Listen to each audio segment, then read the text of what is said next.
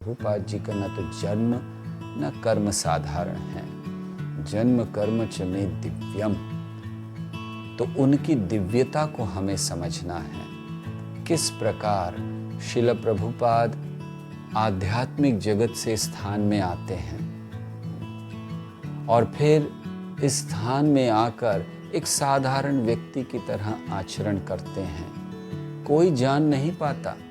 जिस समय श्रील प्रभुपाद जलदूत पर जा रहे थे, कोई जानता नहीं था। इतने सारे जो भी वहाँ पर लोग थे वो आते थे, देखते थे, प्रभुपाद को प्रणाम करते थे, स्वामी जी, बाबा, हरे कृष्णा, जो भी है। वो सोचते थे एक साधु है वृंदावन से, लेकिन वो नहीं जानते थे कि श्रील प्रभुपाद कौन है। ये कितने बड़े आंदोलन को प्रारंभ करने जा रहे हैं। अगर शायद उन्हें पता होता तो हो सकता है कि बहुत अच्छी तरह से प्रभुपाद की सेवा करते, प्रभुपाद का संग करते, उनसे बैठकर सुनते, लेकिन उन्हें नहीं पता था। लेकिन आज हमें पता है कि श्रील प्रभुपाद कौन है।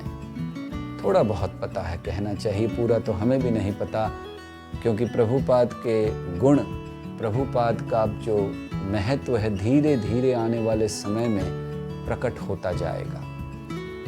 तो जितना हमें पता है, हमें इतना तो पता है कि प्रभुपाद बड़े महत्वपूर्ण हैं। तो अब हमें प्रयास करना चाहिए कि हम अवसर नहीं खोएं श्रील प्रभुपाद की सेवा का।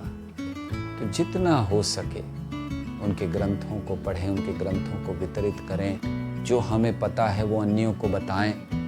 ये सेवा है प्रभुपाद की, और इस सेवा के द्वारा हम अपने जीवन को सफल कर सकते हैं।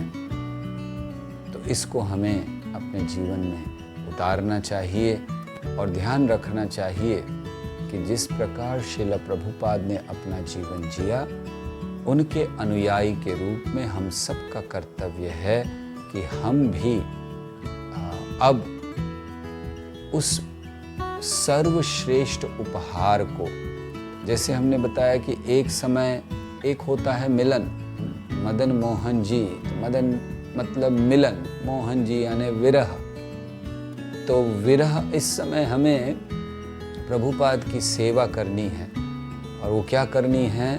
विरह में। तो service in separation is what we are supposed to do at this stage. हमें श्रील प्रभुपाद की सेवा करनी है विरह के भाव में।